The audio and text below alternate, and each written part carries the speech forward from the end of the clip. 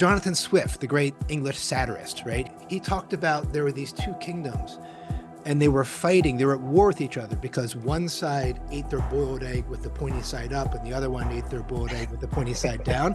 And that was Yeah, enough cause to go to absolute cataclysmic war with each other, right? Very much, absolutely.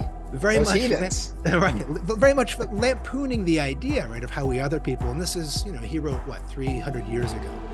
So my Hmm. first question to you is, why bother? Isn't this normal that we hate people and we have othering and they're wrong and we're right and let's go effing kill them? Yes, and that last part, I think we have more optionality there. The world has always been a divided world when it comes to us humans, us little pesky humans, and it will always be divided on some fundamental and significant levels going forward. And the question then is, if we establish this as a given, now what do we want to do? Where do you want to exercise more agency, more choice, more compassion, more care? What does it mean to become whole in a divided world? So we are not going to unite the world here today. And when Oh, somebody promises me that's what they're going to do, so as Ben Franklin quips, somebody comes to promise me they're going to unite the world, I will say thank you and I will slowly back away and then walk in the other direction because they scare me. greetings, everybody, and welcome to another episode of The Integral Edge. My name is Keith Martin Smith, and I'm the author most recently of When the Buddha Needs Therapy. I also coach executives and individuals through transitions and through other meaningful places in their life. My guest today is David Arrell, and he is also an executive coach. He runs his own business, and he has been deeply interested and passionate about human development for pretty much his whole entire life. Um, got a master's degree out at the California Institute of Integral Studies way back when, and has been really in consciousness ever since. So welcome to the show, David. Thanks, Keith. Glad to be here and looking forward to seeing where our conversation goes today. It's always a pleasure. Awesome, man. Well, the theme today is becoming whole in a divided world. That's what we chose to talk about.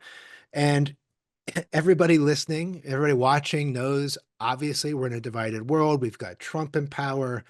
We have the rise of the so-called far right in Europe. We've got tensions with China and Russia, situations with Taiwan. We've got Gaza and Israel.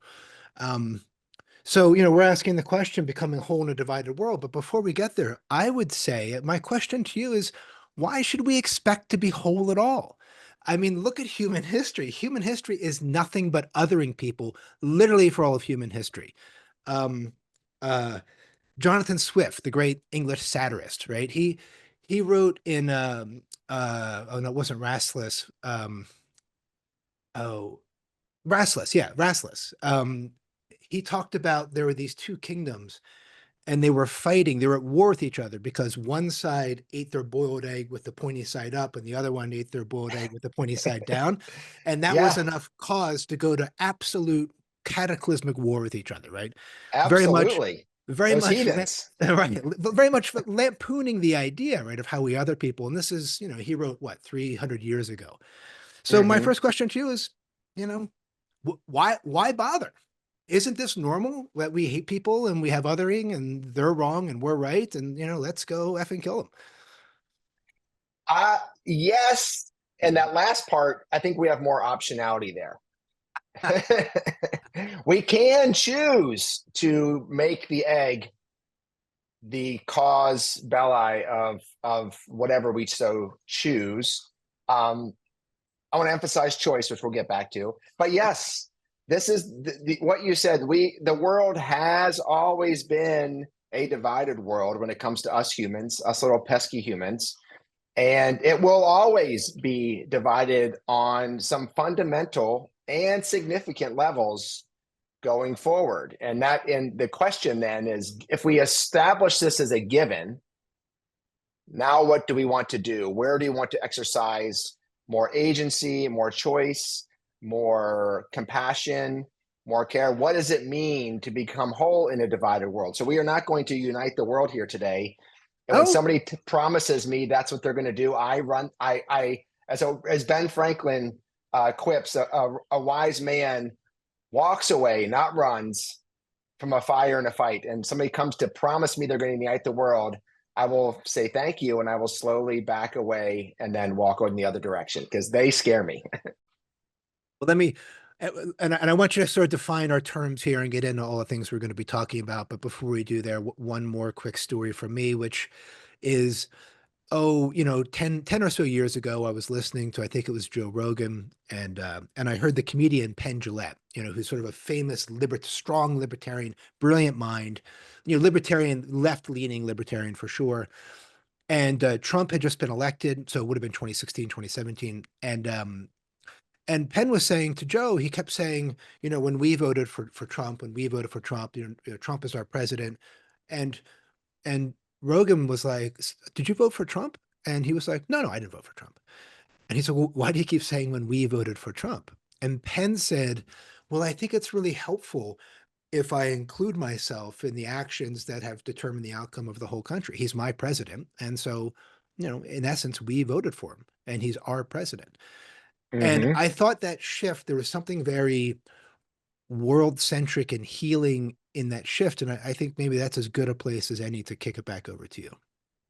Yeah, I love that. And I think Freud has a concept called the narcissism of small differences that you illustrated with the Rasselas anecdote in the beginning. As you know, we spent time together in Philly, and Not, taking the not, sort of not you and holonic. Freud, me and you, just to be clear. Yeah, I'm old, but not that old. Some would say Freud's always with me, though, right? My damn Just in mom, your you know. fantasies, that's all though. Sometimes a cigar is not just a cigar, Keith. That's Um, but looking at the holonic lens in Philadelphia, there's a pretty widespread disdain for people in New Jersey. Like, oh, it's the Jersey way. That's the Jersey way. But then if you click down, well, you have your South Philly, you have your West Philly, and if you click down into South Philly, you got Second Street versus or 2 Street, as the locals call it, versus 3 Street. And those differences, the more we dial in, the more they become prominent. Featured in the famous New Year's Mummers Day parades in Philadelphia, where the local clubs on 2 Street have this like competition of it's sort of like a New Orleans Mardi Gras drunken South Philly combo of like costumes and parade and themes. And there's a contest to see which club has the most socially satirical floats and stuff. But then you click up out of that, and I don't know if you've traveled abroad, but sometimes if you're traveling abroad and you like run into a fellow American over in the streets of Thailand or some random bar in Paris, it's like, oh yeah, US, rah, rah. But it. like other times I'm like, US, blah, blah. So there's the scope and scale of who's the we. And so I think a question we'll circle back to as we get later into our talk is when we find ourselves being triggered down into the narcissism of small differences, how can we reorient up into the humanism of larger dignity? And I'll leave that as a little seed that we can circle back to. But that's a great question of self-reflection that I think is always good to sit with, particularly in those moments when we're feeling contracted. How can we expand up and out of our contraction? Kind of like Penn's example. Exactly. That's it. Penn's example is perfect. Right. So when we voted for Trump, did you vote for Trump? No, but I don't differentiate. I include myself in that group because to doing so allows me to lean in and be to what?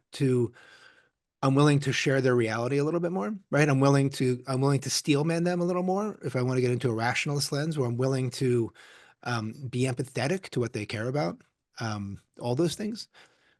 Well, yeah, the differences are secondary to the similarities. I'm assuming the we there is American citizens. Some of us voted for Trump, some of us didn't. Whereas a smaller we would be the Democrat or liberals, and a smaller we would be the Democratic Party, and the smaller we would be, I guess he's living in California, us California voters. Like you could, who's your we, and what's a we that includes a more generous acknowledgement of our shared humanity. And what are some ways we can unite that larger we, as in like citizen or even global citizen? What are the rights and responsibilities that us global citizens are taking on and willing to live according to. Again, this is some rich ground we can plow a little deeper a little bit later in the conversation, but I definitely want to click back and get back to the sense of this Let's divided world, because I think there's some really good stuff there that would be helpful to frame this out. Yeah, yeah, yeah. Well, I mean, I think, we maybe we could step in there now, but I think one of the things that's important to point out, one of the things that I'm with my opening, what I'm trying to sort of highlight is that in some ways, feeling the divided world inside of ourselves is, I mean, there's a way that we can sort of say like that's messed up and we shouldn't do it. And I think what I'm trying to point out is that it's in some ways it's natural, healthy, and evolutionarily appropriate, right? When we go back to our hunting and foraging days, group of 150 people, everybody's face, and then suddenly, some dude shows up and outside of the tribe, and like you don't know him. Well, that's another, that is a potentially existential threat, and him being not one of us is very likely one of the reasons that our species was able to survive and get to where it is. So Mm-hmm. that what would we say, that need to other people, goes probably back to sort of our deepest social survival instincts. So if we start there and you bring it out, like, take Yeah, us on a little path, man. Take us on a journey. absolutely. Well, yeah, I love this idea of starting there, because this to me is a core human evolutionarily relevant place. As you alluded to there, this Dunbar number, this 150 number, people number, that's about what we can make sense of and keep track of and have individual relationships with some degree of depth and richness and experiential background. Oh, I know this person, I trust them. This one I kind of keep an eye on. This one I have a crush on. This one I don't like because this happened. But there's a there to the relationship stuff. And if you click beyond that, click back further, culture, the sense of us, who we are, culture is the superpower that allowed humans to take over the entire face of the earth, this sense of becoming an apex predator in the aggregate, in every ecological niche, from the swamps to the tops of the mountains, from coast to coast, from deserts to poles, and everywhere in between. Human culture is what allows a people to evolve and succeed in any ecological niche, whether it's Pacific Northwest, whether it's the Namibian desert, whether it's the Tibetan plateau or the depth of the Amazon, and everywhere in between. It's the sense of collective wisdom and this collective we. We have our story, our gods came from our mountain, and this is us. We are children of the sun, or the of Mount Fuji, or whatever. There's a mythos that creates an us, and that glue is what has held humans together, because individually we're weak. No nails to speak of, no claws, no teeth, no armor. Some of us don't Right. have any hair. Like, individually we are not well adapted to the world, but collectively we have taken over the world. So the this sort of like morphic field attractor of culture is crazy strong. Like, even in today's world, there's a little Buddhist saying of like, if you meditate for too long in a cave by yourself, you end up talking to ghosts, because you're going to start relating. Or like Tom Hanks's movie Castaway, when Wilson the ball becomes there's a His friend. relationship need that's fundamental, like right up there with like thirst and food and everything else. So that's a core value Yeah. of what does it mean to be human, is that construction of a social identity and a social network to co-create that identity and support it or challenge it as circumstances dictate. Okay, great. I mean, that all tracks. So maybe take us to the next step. So, as we march up through evolution, the evolutionary ladder from, survival, in which case, the Dunbar number, the 150 people, survival is pretty obvious. It's pretty obvious why we want other people that aren't in our tribe. Right. And then we move up, as sort of, farming begins, and, we begin the cultivation of, different farming methods and storing crops, and, the building of places where we can shelter through the winter and shelter through storms. And then a deeper, richer culture begins to form. Written language comes online, or I should say spoken language probably first, and then written language. And then culture gets richer and deeper. And Yet we see the same phenomena, right, of the Dunbar reality expressed on a bigger scale. Maybe just go into a little bit of that, just maybe starting with sort of power-based, rule-based, just sort of walk us through how you would see that happening. So I think one of the great tricks that evolution has allowed us to play on ourselves um, is what I've heard it called the myth of fictive kinship. So these Dunbar numbers, what back in our the old-fashioned tribal days, we were related to many of the people around us. And so this was my brother, this is my uncle's cousin. And in those social social networks where there are a very rich web of relatedness threads, there's very specific terms for who your third oldest brother's wife's second oldest child is. That's a name. And here in the US where it's a little bit more spread out, like I'm kind of aware of what a second cousin is, but I really couldn't tell you what a third cousin is, much less a fourth cousin. And sometimes I get confused when I'm talking about my brother-in-law. Is that my sister's husband or my wife's sister's husband? And it's both. But in a lot of places, those are two very different things. Like my sister's husband is a much more important person to me than my wife's sister's husband as far as closeness goes. So we get out of this sort of like blood relative stuff and we start getting into the fictive kinship. So this is a fellow Athenian traveler or a fellow American or a fellow Philadelphian or a fellow 2 Street guy. So we have this mythic overlay to where, as we saw in the 20th century, people are going in a ship with guns on the other side of the world to go fight for their fellow democracy people they've never met. Like they're going to go fight as opposed to fighting invaders. And so it's really hard to convince young people to go fight somebody else's war somewhere else unless it's not somebody else's war, unless it's our war. And then that's what that's that gear that exists underneath our conscious awareness that can be turned to create that better weave to serve any kinds of ends, some less noble than others. Yeah. I'm just like we put a little seed up there earlier, that sense of that unconscious gear. We're going to circle back to that, but I just want to put a little mark on here because there's some really big ones that will come into play here. Got it. Okay. So then with the idea, tell me that phrase again that you just said, the kinship one. The myth of fictive kinship. So the myth of fictive kinship. So that would get bigger and bigger as the world as there are more and more humans and bigger cultures. The Holy Roman Empire is a lot bigger than a hunting gathering tribe on the plains of the Serengeti, obviously, right? Or the Mongol Empire at its height, or the United States, even 330 million people, right? So is what you're saying is that idea sort of plays out. It sounds like in obviously all kinds of different ways. Maybe you're a Phillies fan and that we share kinship on that. Or as you said, you're an American, or maybe you voted for Trump and I did too. Or maybe you eat your egg with the pointy side down, right? So curses. so I see what you're pointing at, right? And maybe you could talk a little bit about sort of the proficient deficient areas of these, because I want to get into, obviously becoming whole in a divided world, but maybe before we do, we could chart.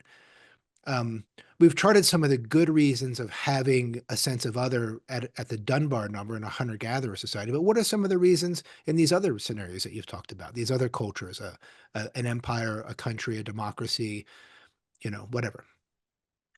So there are my sense of that is that there are certain challenges that require a massive mobilization of human power distributed across time and space. So the Roman Empire, like you have raw materials being mined 700 miles away. So how is it possible that whatever's happening there relates to what's going on in the capital city? And how is what's happening in the capital city relevant to what's going on there? And how do we keep these networks of communication that are oriented towards this larger collective goal moving? And how much of that requires full conscious participation and awareness? such as the various people sitting in Rome that are planning this out and have to have some global sense of awareness, and how much this requires a guy with a pickaxe hitting the wall and chopping coal or salt and putting it in the bucket for whatever works for him. So I think there's so many layers to the onion of who's the we here, and they're sort of shifting and sliding depending on what's going on.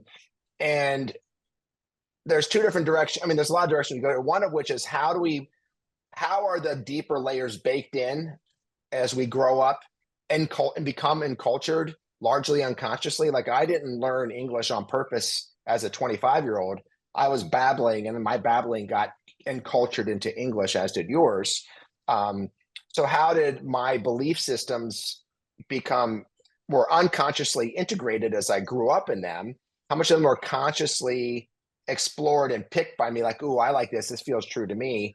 And how much of this is sort of incentivized? Like, I'm paid to care on some level, like the guy in the pit in the mind. So there's a lot of ways that those sliding relevancy frames can come into play. And what's fascinating is when we feel our identity is threatened, we will contract down into these more lower frames, like blood is thicker than water kind of thing. Or, you insult me, it's one thing, but if you insult my kid, it's another thing. Like, what does it mean to feel, where's our identity built, especially unconsciously, and how do we respond when that gets sort of like poked? And then that sort of will collapse down those higher layers to the lower ones. Like, if you're in Philadelphia on New Year's Day in a mummer parade, you are representing your house on 2 Street, and you don't really care about New Jersey or anything else. Like, you're there, this is the game you're playing today, is the Spinners versus the Stringers, or whatever the names of the houses are. Whereas if you had an Eagles game and you're all wearing Eagles green, the Jersey guy's your buddy. He's on the Eagles green, especially against those Cowboy fans. Screw them.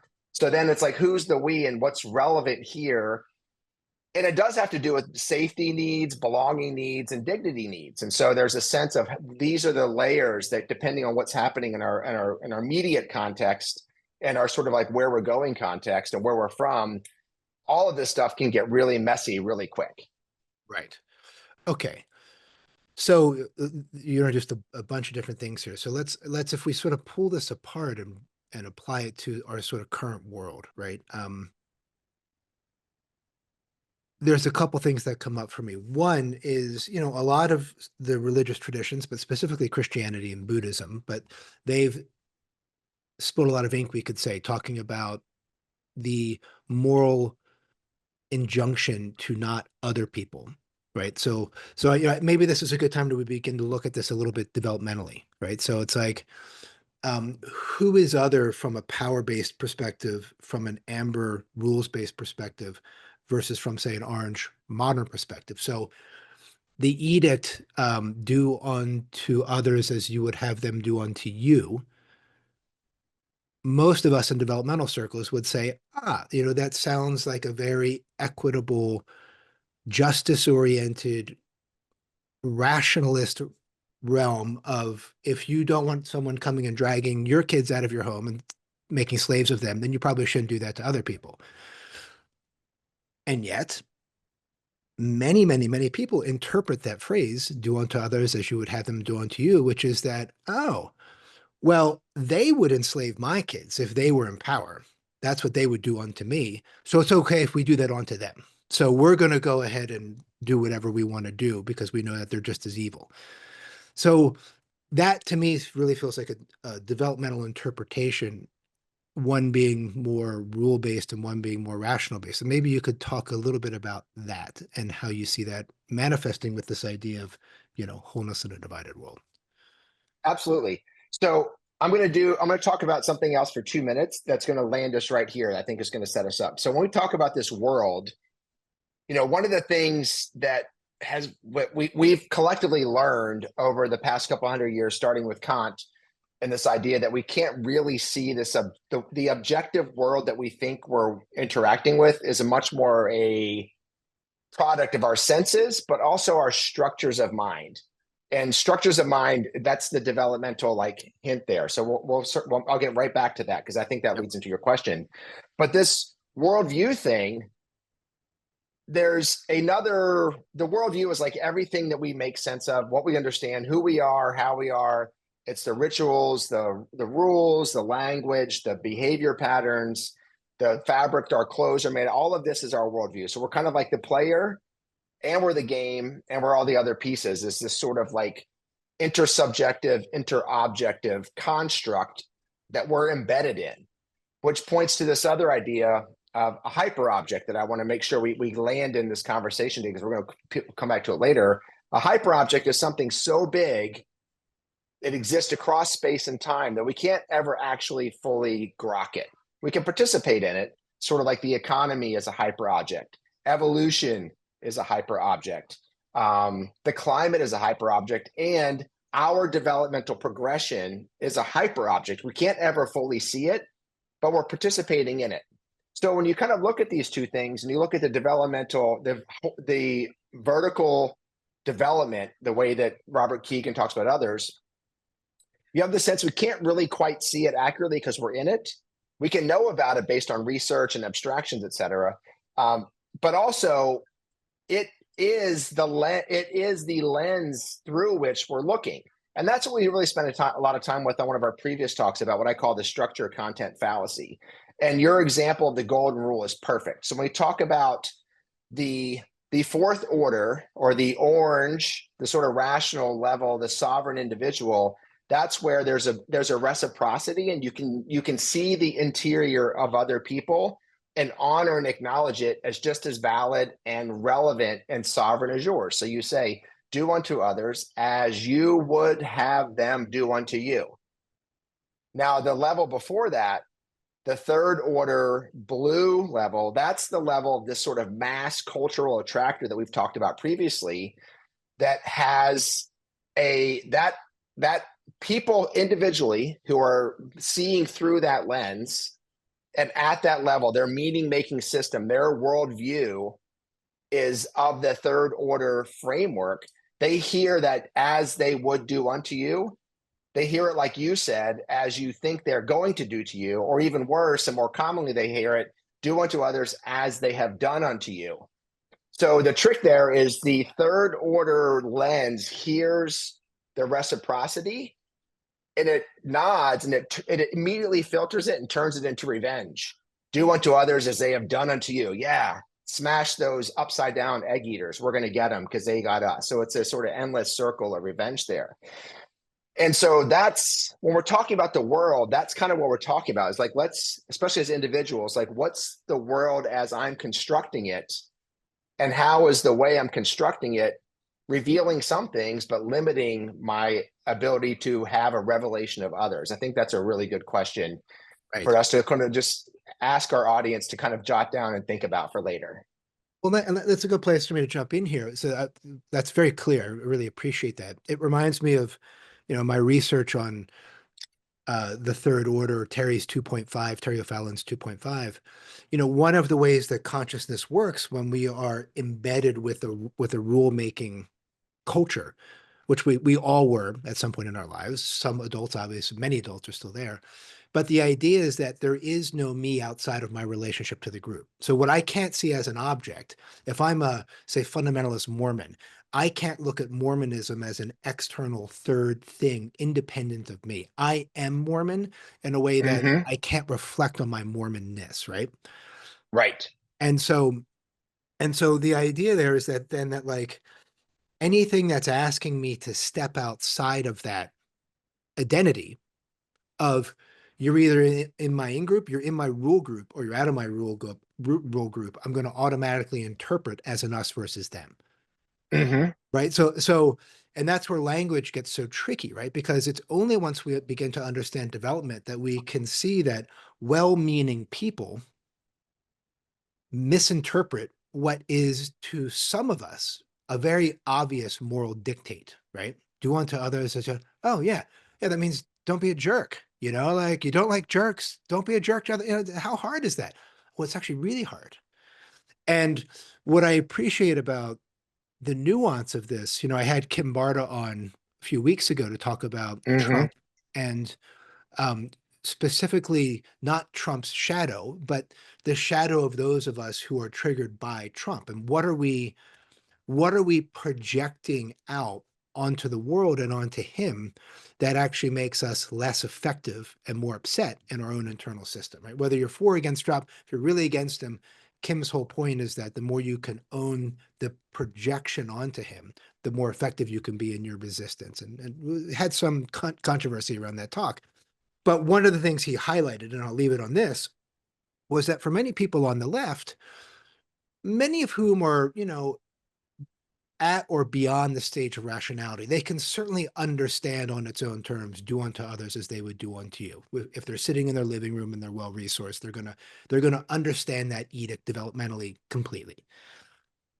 And yet, Trump comes to power, and in many circles on the left, there has been, Kim would call it a shadow crash, or in essence, a regression collectively to this third order, or to Terry's 2.5, this rule making thing, which we can think of like in high school, where there's the jocks and there's the goths and there's the preppies and there's the nerds, right? It's like you're either in an in group or you're not in the in group, and there's very little nuance around that. And Kim's point, which I really loved, was that what's part of what's happening is because of the power of this projection that many of us are having, it causes a shadow crash where when it comes to certain things, it's very easy for me to other someone or to other whole groups of people, like, oh, those MAGA idiots or those.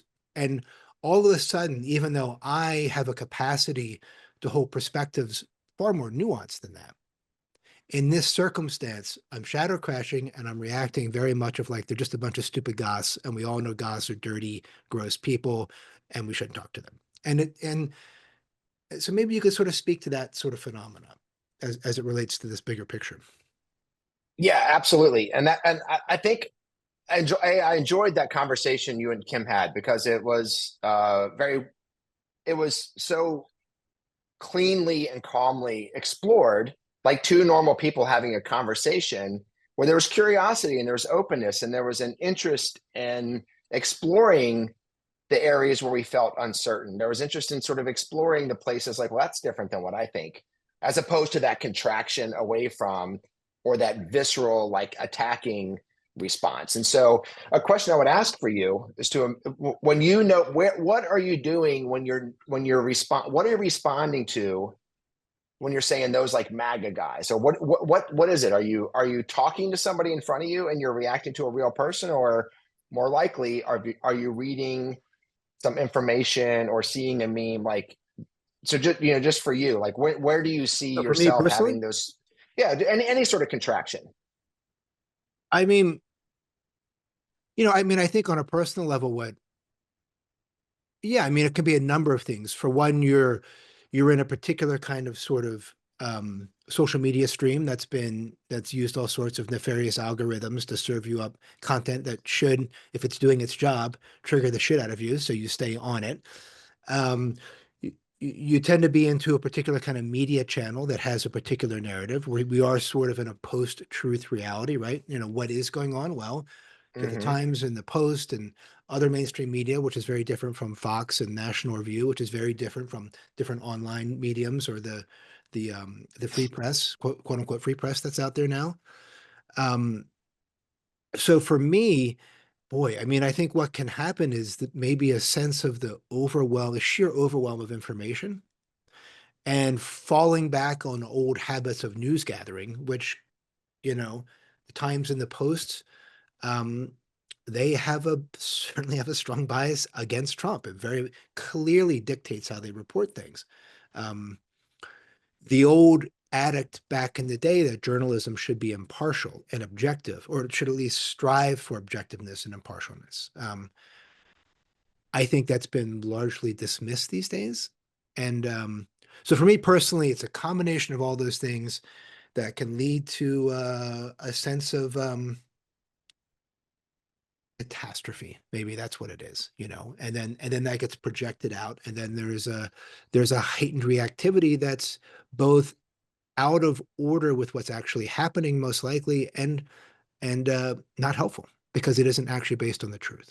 So that's how I would say. Maybe we could dive into a Yeah. little bit of that objective truth thing, and that seems pretty relevant. Yeah, absolutely. I'll just put a quick note there. Part of what's happening for me when I'm feeling activated, and this is the power of that, like that massive third order attractor. All of us have a big sort of bolus of identity energy wrapped up in our third order identity. Even as we grow beyond it into fourth order sovereign autonomy, fifth order self-transforming, integral, we still have this mass. It's like a boa constrictor that ate a giant pig. We have this big blob of our identity that's wrapped up in our third order construction, Sure. because that's what we spent the first 20 plus years of our lives both building but having built for us. So it's like that's a lot. Like I am a native English speaker, and there's certain French expressions that I'm just never going to get as much as Right. I learned because of that. So Well, and let me just pause you there real quick, just because I think it's a great place to interject that this is the genius of Green, or the pluralistic point of view, was it saw that with such clarity that we are enculturated. And unlike the rationalist point of view, the emergent capacity there is to see that we are all programmed culturally in some way. That's actually an object, which rationality really can't. Rationality doesn't see rationality as its own object. It's, to me, exactly. it's the example of the sort of classic anthropologist who goes somewhere and goes, "Oh, look at these poor backwards people. We need to document these savages, and ultimately we should grow them up and bring them where we are." Whereas the Green 4.5, a pluralistic point of view would say, well, we're enculturated. We're enculturated with all sorts of systems and oppressions and things like this. Maybe we should try to meet these people as they are, and maybe we could even learn from them. Right. Yeah, exactly. Maybe the fact that they've been living sustainably within their limited ecosystem for 10,000 years is a good thing we should be more curious about. It's like the Chesterton fence thing. Like, if you come across a fence and you don't know why it's there and you don't know what it's currently doing, don't take it down. Just pause. I don't really see any buffalo trying to run around right here, so I'm just going to take this fence down. It's like, well, wait till the migration occurs. Then you're going to see a lot of buffalo running right through here. There's reasons these things exist. And not that we should be fencing off buffalo, but the point being, just because you can't see it doesn't mean it's true, or there's truth there. So what I want to mention, circling back to where you had asked that question, that bolus has attractive power. So when we plug into it, there's things there that feel good, that are supposed to feel good. Like moral righteousness feels good because it serves a very important critical evolutionary purpose. That sort of moral certainty, it feels good to imagine you're certain. And that's sort of like collective engagement. Like when you go to a big event with lots of people that are all excited and cheering for the same thing, like I mentioned, going to an Eagles game with my buddies and we're all wearing green and we're cheering Yeah. along. Or even in like European soccer, like if you go to a soccer match and you are wearing the away team jersey for a home team game, you will experience what it feels like to be on the wrong team in the wrong place at the wrong time. But if you're wearing the right jersey, then you're going to be like, they're all singing songs and swaying. It's like one giant big English pub scene, except for the Edmonton Oilers. Apparently the Edmonton Oilers fans always fight each other. That's a meme out there. Anybody in Canada listening to this is going to crack up at that one. But it's like a current meme. Like, why are the Edmonton Oilers fans always fighting each other in the stands of their hockey games? It's an open question. Their wee spaces gets constricted there for some reason. So I just want to emphasize how It's important Second that Street. is. Yeah, I guess so. I guess that they saw that salty guy from Third Street show up and had the nerve to sit next to him. So Keith, I want to introduce a concept here that when I first came across it a long time ago, it didn't really land to me. But then I read some other stuff recently, and it just crystallized and clarified so many things. So give me a couple minutes to run with this here. Have you heard of the concept of supernormal stimuli? No. So the original research won the Ig Nobel Prize, which is like, what's the point of this kind of research, like 15 years ago? But when they discovered in the Australian outback that there's this beetle called the desert jewel beetle that was, for some reason, swarming around all these brown beer bottles that were thrown out of passing cars called stubbies. And what the scientists figured out is that the bottom of the brown bottle had these little bumps around it so you could like it wouldn't slip out of your grip. When those bottles laid in the sunshine, those little brown bumps shone and attracted the male jewel beetles, and they thought that was like literally the best, shiniest female beetle around. And they would swarm these beetles trying to mate with them nonstop until they died of exhaustion, while there's perfectly virile but slightly less shiny female beetles standing right next to me like, bro, right here, what's going on here? And it got to be where they would find that all like the bottom of the bottles were around the bottles were covered with beetle parts because these predatory ants would just come across all these dead beetles like a free cache of food supplies. And so they discovered this supernormal stimuli for the beetles. The shiny bumps were so powerful, meeting one of those deep evolutionary gears of like, yes, we want this is good, that it overrode the real one, the actual beetle. And they discovered that there's a lot of things that do this. If you take a fake wooden egg that's shaped the same color and shape as a regular egg in a bird's nest, but you make it slightly bigger, slightly brighter, and slightly more contrast, the mother bird will sit on that egg and ignore the real ones.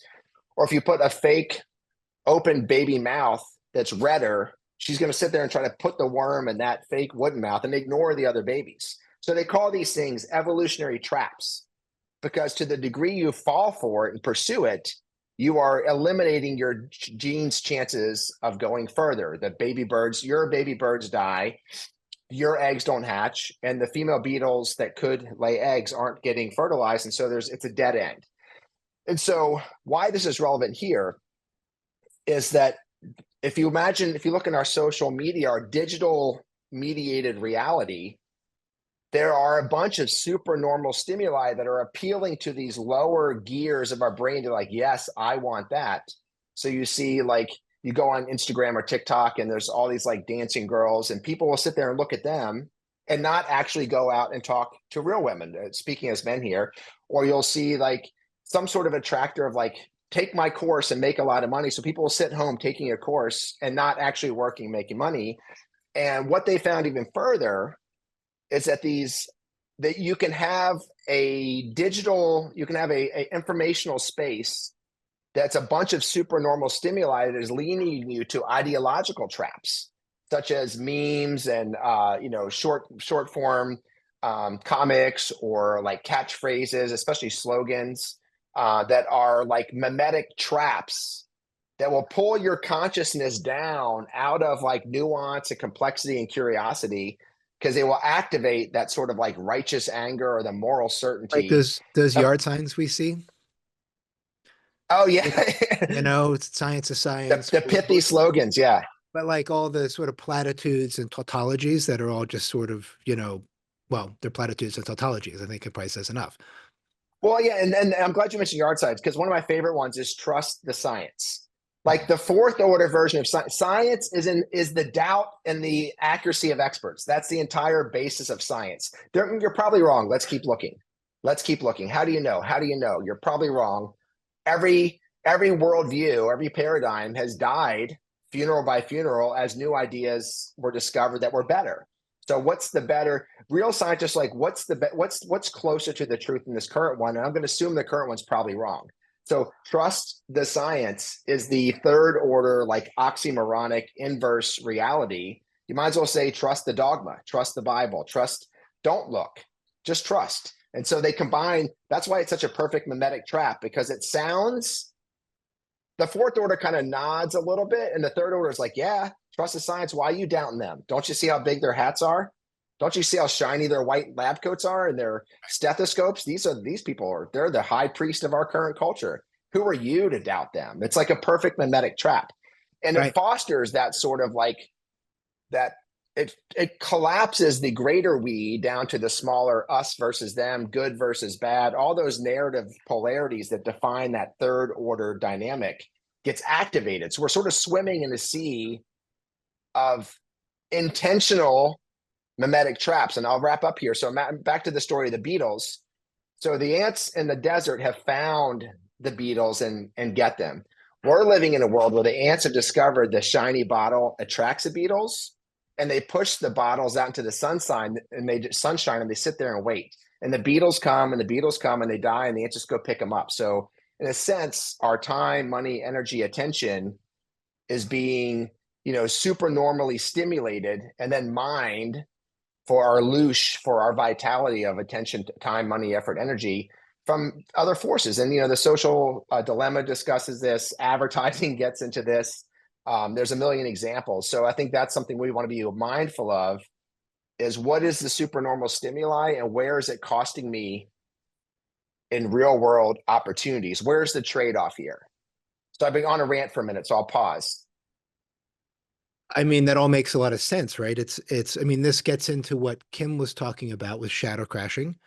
Um, you know, I just want to briefly say, I think we're in agreement that it's not possible to not other people. Is that a double negative? That from the third order, from a rule-based amber developmental point of view, Yeah, othering is what you do. You other people it that are is not the name in of your the tribe. game. And so there's no, Hmm. you to expect that not to happen would be developmentally unfair. And Will what be we're impossible. talking about, Yeah. impossible. So what we're talking about here is really from rationality through pluralism into integral and beyond. It's in these places because certainly a rationalist could understand this to a point. Um, but like I love the quote from Alexander Solzhenitsyn, right? Just the Russian writer who was arrested and sent to the Gulag in the Soviet Union, and is quite a brilliant philosopher.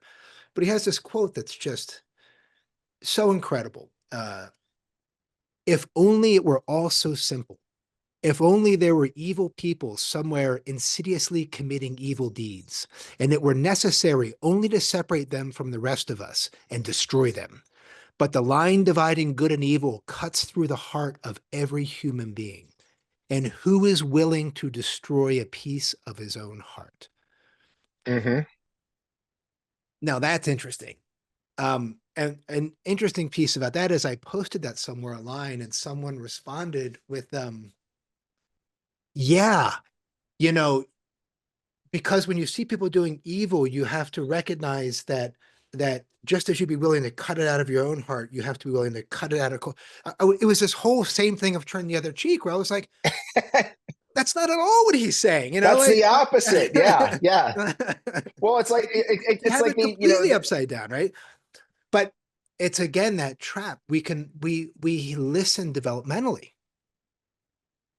right? It's like we can't help but hear it filtered through the developmental altitude we occupy that we can't see because it's a hyper object. because it's a Yes. hyper object inside of all these other hyper objects, culture, economies, Hmm. history, consciousness, you know, self-evolution, on and on, the environment, the biosphere, I mean, what is that? It's like good Right. luck trying to get your actual mind around that. Right. All these Right. complex adaptive systems and how they all interact with each other. So becoming whole, right? Becoming whole in a divided world. Well, for me, part of it is reading something like that. You know, reminding myself when I catch myself shadow crashing, when I catch myself projecting, which I do a lot, and I would argue we all do a lot. Um, but the idea is like, one is that for me, that step of compassion. Okay, as a human being, I evolved to other people. It's natural, it's normal, it's healthy, it was necessary for survival. I can take a breath and relax in the normalcy of this. That's sort of the first part for me. And everybody else is doing it on some level too. So we don't need to make it something that needs to be fixed. We just need to understand it. The second part for me is realizing, at least for me, right, there is no separation between us, between any of us, or really between anything, right?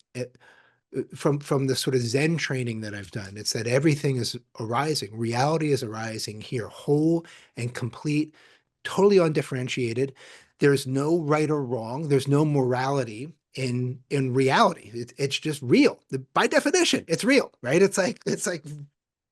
It's just happening. And we project, we impose all the things that we do, all these human conditions and meaning making and trying to understand hyperobjects and morality and all these things, right? And for me, that doesn't leave me in a nihilistic, oh my God, we can't figure it out, but in a place of such awe and wonder that it's more like, oh, I can take whatever that judgment is and I can just relax a little bit. Exactly. So looking at wholeness, the way I had it sort of sketched out here, and you've just beautifully spoken to one of the three ways I had it sketched out, and I use the term holotropism as my framework. What is wholeness, and what does that mean for us? And so when we're living in a divided world, or I should say, a super simuli saturated hyperobject, but Well, now and what? I would say a world that we are perceiving as divided, but what actually isn't divided at all. Exactly. That's where I think the holotropic lens of we as individuals, as humans, let's click back into something just right now. Pinch yourself. You as a living, breathing human, even if it may be some sort of projection in a simulation on some supercomputer running in the basement of Mars. But given the 99% reality of where we experience it now, I'm not a mystic that can conjure stuff out of thin air or teleport, although apparently that stuff happens. So who knows what's going on. But me, as a human, holotropism is that growth towards wholeness. Yeah. It's baked into who we are. And one of the three dimensions, and you spoke to this already, is the dimension of the presence. What is our deeper richness or suchness of this moment where wholeness is here? It's not elsewhere. It's not other. It's here. It's deeper. It's richer. Sticking with the plant metaphor here, that's like the gravitropism. Like when the roots of the seed grow down towards gravity because they can sense it and they know where it is in the direction. So what's that depth? What's that suchness, that richness? The spoon to the head, the one hand clapping. That's definitely. And I'll list the other two, but I want to circle back because I know you have some really great stuff you can add there. The other two, and again, this is where my work kind of comes in. Do the executive coaching and some of the leadership development stuff I do. Is I want to make sure that occasionally we're talking about that with my clients. Like where are you right now? More importantly, where are you going? What does this future growth look like? All coaches, all of us are moving where there needs to be some sort of goal in play, whether it's an attainment goal, or I like to talk about attunement goals. We still have some sort of directionality in play here. And sometimes wholeness is the directionality, which is great. Let's talk about what does it mean to become more whole? So what does that future developmental unfolding look like? Where are you on this sort of ladder, the hierarchy, and what's your view? And then when it comes to the present wholeness, where is some healing potentially needed? Where is a recovery of a loss? Where is there a trauma moment? Where is there a trigger? Where are some of the stuff that you unconsciously incorporate into your worldview of who you are in the world around you that you baked in as an 8-year-old? Where might that be worth revisiting and reevaluating and having a reassessment of how you want to relate to that part of yourself, if using like IFS language? And how can you bring that part of yourself to be more present and integrated into your current self going forward? So wholeness has the depth dimension that you spoke to, the sort of health dimension, and the growth dimension. So these three dimensions of my work are dimensions I want to make sure we're at least speaking to a little bit when we talk about what does wholeness look like. So I'm I'll sorry, just pause say them there. again. Yeah, say the three elements of wholeness for you. I say the depth dimension, the deepness or suchness, the Zen component, the ever-present origin, the power of now kind of vibe. Where is there a need for recovery, sort of a temporal backwards looking view, a health, a recovery, like if you get a cut on your arm, that happened, and then there's a wholeness, a health, a rebalancing that occurs as it heals. So where is there some healing that would be helpful? Where are we stuck? Where are the lagging anchors that are holding back the lagging edge of our development? But where's that growth? Where's that Is future that growth? three? Where are we on? That's the three. So the suchness, the presence, the health, which has a sort of backwards temporal. I use the temporal dimensions: now, then, and tomorrow. And what's going on in these three dimensions of wholeness would be, I think, a good way to sort of frame that. At least that's what I do in my work with my Right. clients. Those are areas to kind of help us figure out where we're playing and what game we're playing in that area. Right. Okay. So if you're working with someone, presence, we've talked about that. Presence is, what's it like in your body right now? What's what's arising in your awareness in this exact moment, right? In the body right now. Hmm. How are you feeling in this moment? What's your mind like in this moment? Right? That presence is the radical here. Yes? Exactly. Yeah. Okay. What's the, and again, you can be more focused here or you can be more present here. And sometimes if you're really good, you can be both. That I speak about that, not from that. But yes, yes, it's like be here now. Yeah, the old Ram Dass injunction. Indeed. Okay. And then recovery health, that's the idea that, okay, I might say, Dave, I had these experiences as a child growing up, and I know they've left a mark, or um, I went through this really rough divorce a few years ago and it really left a mark, or um, I've struggled with my views towards these kinds of people. I've had it reflected to me, something like that, right? So then we're going to do the work of recovery health, which is that like, okay, let's sort of dig through and own these shadows, these traumas, these projections, these introjects, all these kinds of things? Question mark. Well, so yes, but I'm a coach, not a therapist. So as a Yeah, no, coach, I'm just speaking as a as a yeah, generality here. If a therapist wanted to do this, that's what they would be doing. right. I do want to dial in just a critical thing here. As a coach, we're looking at where are you noticing yourself showing up in ways that are not in alignment with how you want to show up. So we're noticing those reactive moments, Okay, and I always look at behavior. Like leadership is behavior. So what's your behavior? And behavior can be thoughts, it can be actions, it can be words, it can be tone, it can be body language. It's a full three-dimensional expression. So what's the behavior you're noticing? How is it impacting you and those of relationships around you? Relationships are a critical thing I want to make sure we speak to here. And then what can we do to sort of tweak that? And sometimes that does involve a sort of going back to cleanup kind of thing. And other times, again, some of that work is more appropriate for a therapeutic setting.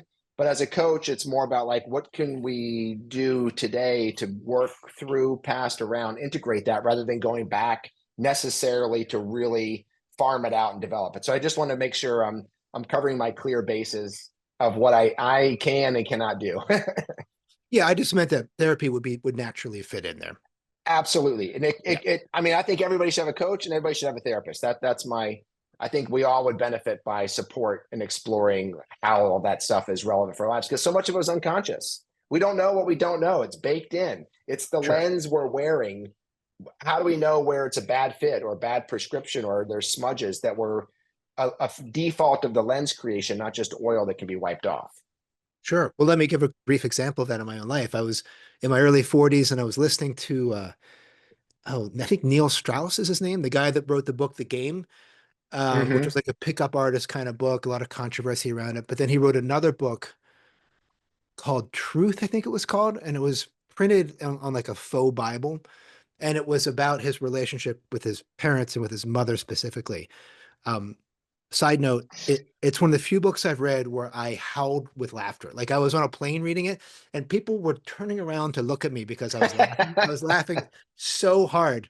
Um, but to that point, I had never heard the word enmeshment, and I'd Mm. never heard of the concept of enmeshment. And so he's like, yeah, like like enmeshment is like when you feel like you have to call your mother every Sunday, even if you don't want to, and you do. And I was like, oh, that's not good. That's Like, that's oh, ow. that's something that I do every Sunday. And I was like, what is this? And so to your point, I had a whole, what would I say, constellation of enculturated behaviors and beliefs that were put in me when I was a kid that essentially Mm-hmm. said I need to manage the emotions of my mother, i.e., my Mm. job as a Yep. child is to be responsible for my mother's emotional well-being, which is the definition of enmeshment, right? And it has Mm-hmm. all kinds of horrible repercussions for when you grow up and get into relationships because you think that's what you're supposed to do, which you're not supposed to do. Right. Your kids aren't supposed to help you regulate your emotions all the time. That's not good. So Right. Right. to me, that's a piece of the recovery health piece that's really relevant, right? And to your point, um, you can't see it until you can see it. Mm-hmm. I'd done a lot of therapy up to that point, but it had never come out. right? So that's a fascinating piece. So when we talk about becoming whole, part of it is yes, being present. Second part is yes, obviously reconnecting with health and seeing these places where, I used to ask my Zen teacher Junpo, like, how do I know if I'm in shadow if I can't see it? Like, I mean, it's an It's impossibility a built into hyper the question object. Yeah, itself. it's a hyper Right. I was object. like, how do Yeah. I how do I see shadow if it's really in shadow? And he said, easy. You just look for the wake in your life. Shadows always leave wakes like they do behind a boat. Just look and you'll Mm-hmm. see it. Have trouble in relationship? That's an interesting wake. Curious about what causes it, right? So that's something that might be helpful for people. And then the idea of growth, which I really like. For me, the idea of growth, I love to give this sentence stem to my clients, which is that I am a man who, or I am a woman who, or I'm a person who. Mm-hmm. So then it's like, you go ahead and finish that sentence for me any way you want. I am a man who. And it will almost always point people towards the place where they feel they need to do the work. Mm-hmm. Like, and they usually get a little teary eyed because it's like, well, I really want to be a man who does X, Y, and Z. Right now, I only do X, and Y and Z really matter too. It's like, great. So let's try that out. What's in the way? Well, what's in the way? Recovery and health, and being present to what is. Right? Mm-hmm. Is that all Mm-hmm. line up? Because it's the first time I've heard you say this, so I'm just spitballing. Yeah, yeah. I mean, that lines up great. I mean, that's the question. Is the beauty of being a coach is you have no idea what's next for your client, where they have healing, where they have growth, where they have suchness to discover, but you're enthusiastically interested and you're 100% present. And based on your experience, you have there's patterns you recognize, but it's being there in that dialogue to where they feel seen, they feel appreciated. And that question, when they answer that question, you don't say great and move to the next question. You sit with it and like, well, what else? Tell me more. And you're often, it's the first time then being in this conversation with you where they're being asked that question where it's genuine and you want to know what else and the deeper and the deeper. And as they go, you'll start to see them look around. They start verbalizing thoughts that they didn't know were baked in as oughts and shoulds and need tos. And they'll be like, huh, man, enmeshment. Wow, that just hit me right in the face when you were in dialogue with Strauss as you were reading his book. That was a dynamic relationship moment. Right. And in dialogue with you, your clients are like, wow, I really don't know. And you're still present and you're in that moment of not knowing with them. And it's okay. Again, I mentioned earlier, the dignity, the belonging, the safety. This is the triangle Right. that we need to be, as coaches, we are attempting to offer as a baseline that it's like a stool, the three legs of a stool. Let's build a stool with these three legs and see what happens. But that's a baseline of growth. That's a baseline of dignity, of a seeing the other person. Kind of, I don't want to too quickly loop back up, but the idea of like touching in this greater humanism. Who's the bigger we beyond Second Street or Philly or Eagles fans or whatever? It's Or, humans, or humanism. MAGA or the Democrats, or right. It's like, right. Yeah. Who's the bigger we Yeah, beyond my self-righteous liberal part? right. And if you want to, see, people say they want to change the world and they go out with a baseball bat with nails sticking out of it. It's like, whoa, whoa, whoa. Why don't we go out with curiosity and in a olive branch of, hey, I'm going to come from a place of seeing the dignity of that other person, creating Right. a felt sense of safety, a felt sense of belonging, and a Yes. curiosity. And not that you're Right. trying to change them in any direction, but you're allowing them to relax out of their contraction. And who knows what two people in a relaxed, non-contracted space, what's the dynamic emergence that can happen there? Well, right. And Kim Barta and I talked about this on his talk, but he mentioned the guy Dwayne Darrell. I can't remember his first name is Darrell, I believe, but he's the black guy who Right. has talked to dozens, maybe hundreds of KKK members and gotten them to hand in their robes. And he's done it by doing exactly what you say. He didn't show up with a BLM sticker on his car and wagging his finger at them and telling them how their whiteness makes them racist and they have internalized patriarchal, hierarchical, whatever, this lecturing at people, right? Which Right. doesn't fucking work. I mean, it never It's a works. Like, newsflash, how would you everybody. feel? It Yeah. doesn't fucking work, right? It doesn't work any better than when the fundamentalists come and knock on my door and like, have you heard the good news? And I'm like, I have, and I'm not listening. I'm not interested in your good news at Right, all. right. And it's Like, not that how you're different never going to when shame somebody into totally. growth, you know? And it's, and they're obviously the right and the Republicans do it, but I feel like the left is more my team. So I get disappointed when it's like, have you heard the good news? Uh, you, it's your toxic male whiteness that's causing the world's ills. It's like, well, that doesn't feel very good to me. Maybe we could Right. stretch that into a little more nuance and well, I don't get othered so much. So I think we're really getting into the heart of it, right? It's like, is the conversation for people listening, are the conversations that we're having, are they an invitation to a deeper understanding of that person, not to you, not to you being understood, but to the Right. other person being understood? Can you get their world? The old adage, you don't understand a man until you've walked a mile in his shoes, right? That's a Right. beautiful idea. Hmm. What does that mean? It means you should be effing humble when you interact with someone about what your presumptions are about how they make meaning and about what they care about. And I say this with so much force and so much emotion because I need to hear the message.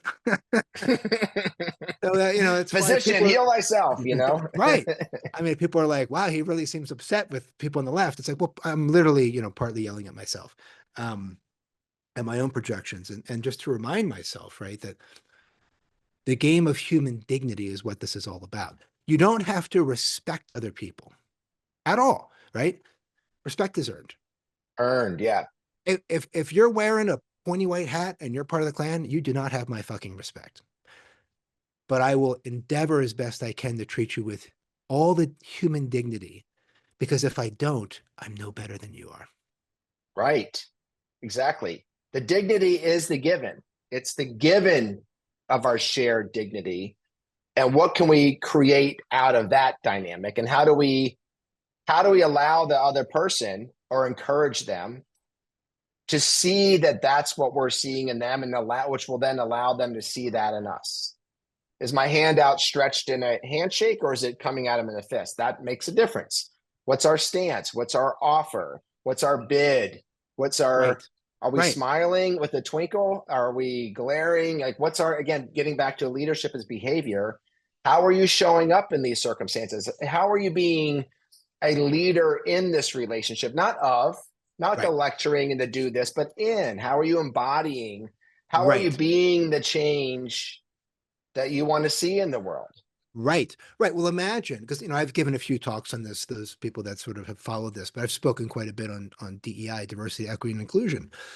And all of the points I've said could really be boiled down to a simple rubric, which is that if someone stood up in front of a group of people and they started with, to be standing here and having this conversation is just such a sign of my own privilege. And I just want to start this talk by acknowledging that, and just acknowledging my own privilege, that I have the luxury and the wealth and the education and all the things that allow me to be standing in front of here and offering this information to you.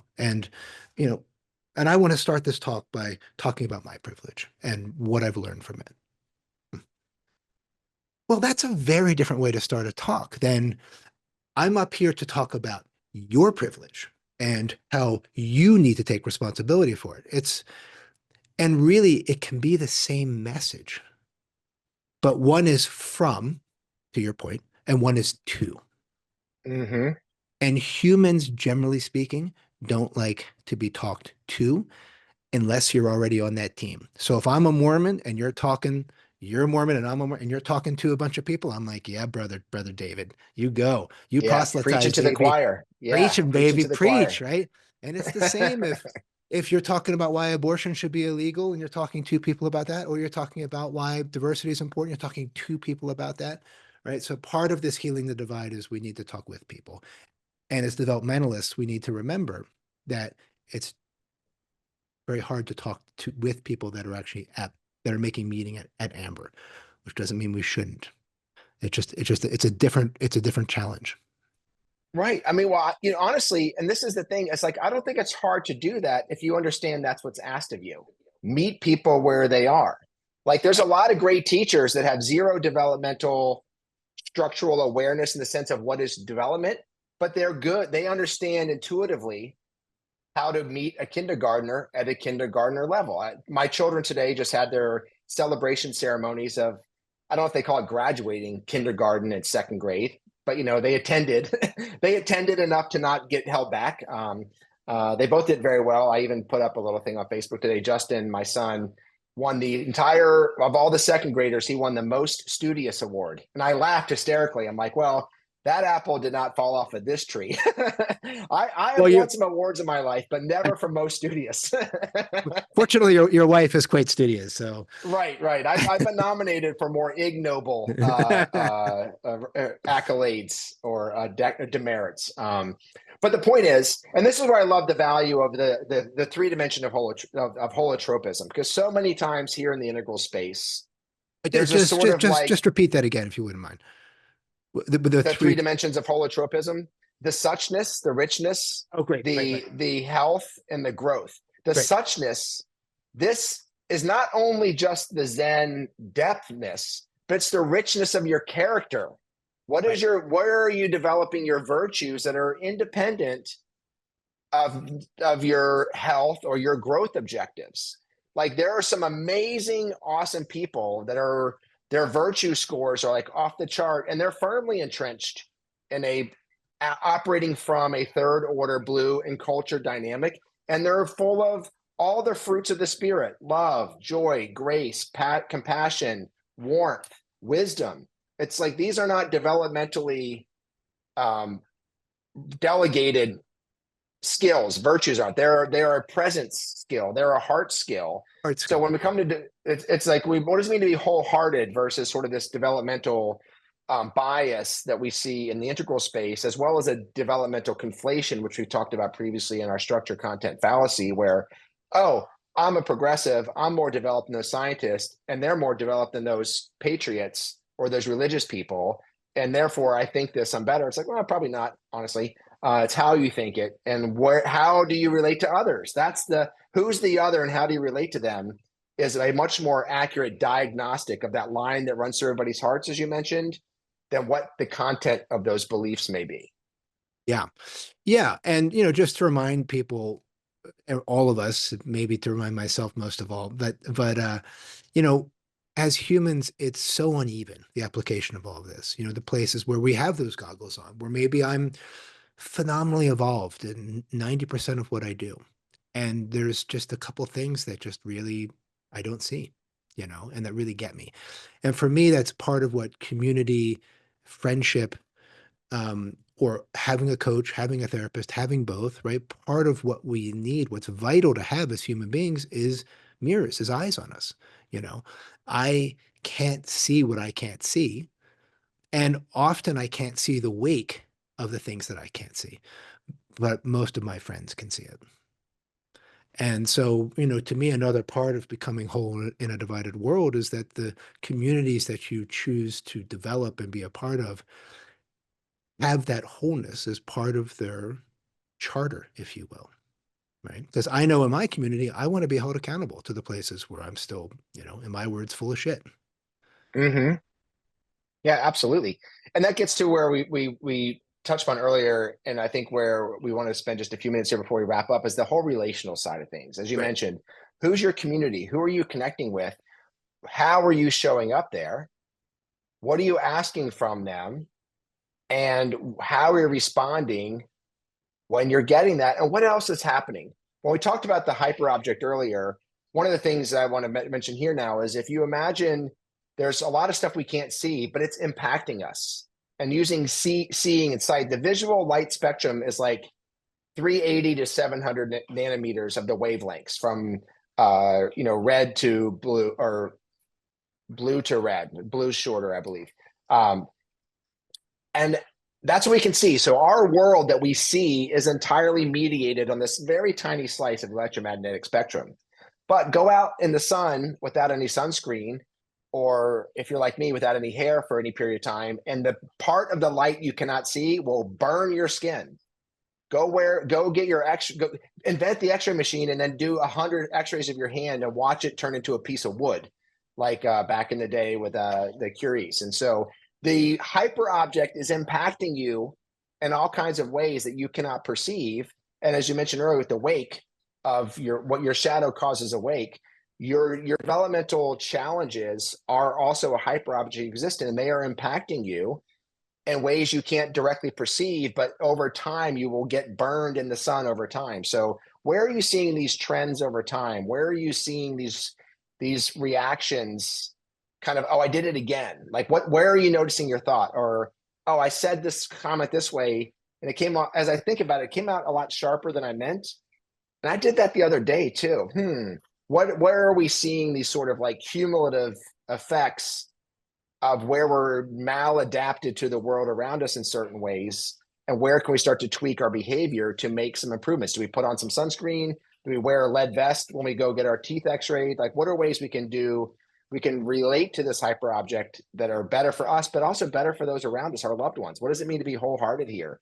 What does it mean to be more integral, in the sense of being integrated, where all of our energies are lining up in the direction that we are trying to make us or ourselves go? What does it mean to be not falling for the supernormal stimuli and investing our time, energy, and effort into virtue cultivation, into character development, into being a good person, not because we believe certain things and we have the moral certainty that comes with judging others, but from being a good person with everybody, like turning the other cheek. No asterisks. What does that mean? What's that invitation to ourselves? And how can we extend some grace and benevolence to those around us in a more generous interpretation of what they might believe, with some curiosity to discover that, rather than just labeling them and then beating them up because of the label we put on them? That doesn't seem very fair, right? Certainly doesn't get us what we want. Unless we unless we want to other unless, people. unless Unless what we're we want locked is in. is to feel Yeah. morally uh, morally righteous, right? And in which case, then it's wonderful. We get to feel that in spades. Mm-hmm. Um, Indeed. but if you're watching this and you're curious about how to become whole in a divided world, you probably don't want to be beating people with the moral sanctity shovel. Indeed. We mentioned Ram Dass earlier, and so I'll sort of bring the airplane into land here a little bit with a quote of his. It's one of my favorites. It says, "In the end, we're all just walking each other home." And like that's the bigger we that feels Except, warm. but what about the MAGA people? Yes. But no, yes. And I think one of the last, I know we're over our allotted time here, as it tends to be with two guys from Philly together. But one of at the least we're things not I arguing think about Second Street versus Third Street. there's a great quote from Dan Millman's Way of the Peaceful Warrior, the Socrates character there. It says, "The secret of change is to focus all our energy not on fighting the old, but on building the new." And that quote is at the top of my website, of my coaching work. And it's the question I'm always asking my clients: what new are we interested in building? And how do we want to try to build that new? And where can we spend our energy to go in that direction, as opposed to fighting the old, which is the old, when we look at like the ontological developmental framework of these old patterns of our nuances, our biases, our worldview, the us versus them. Let's start building the new. That's what growth looks like. Fruit is not a result of the plant fighting its flowers. It's a result of the plant building out what the flower was a step in the progression to getting. Beautiful, man. Okay. I think we've probably covered enough territory. So if people are interested in learning more about you, your work, working with you, or if they have questions or follow-ups that they would like to ask you, where would they go? Best place to find me directly is via my coaching consulting website, catalystforchange.xyz. That's FOR, not the number 4, catalystforchange.xyz. You can simply email me, David at catalystforchange.xyz. I'll put a couple links to some of the to some more articles about some of the cool stuff we talked about today. I'll share those with Keith here, including the supernormal stimuli, hyperobject, some of the more abstract terminology, but also a link to my website where you can find me there. Awesome, man. Well, it was great catching up. And I didn't share this, but for those of you that haven't heard this before, David and I have been friends for almost 40 years. Since our very delinquent, non-award-winning high school years, yes. Yeah, it's a crazy streak to think that a couple of ne'er-do-wells would end up talking about these kinds of things on a platform such as this. It's quite a wild world, huh? The future is amazingly unpredictable. It's a series of left turns that somehow we Yeah, find ourselves at a higher octave on the same spiral, you know? yeah, it's a fascinating. Anyway, brother, love you. It was great seeing you. Until the next time. Yeah, man, much love. Thank you so much for having me on. And again, this is just such a pleasure to come here in this space here with you now today in 2025, in the context of our history, in the richness of our present moment, and the excitement of where our individual and collective growth may take us.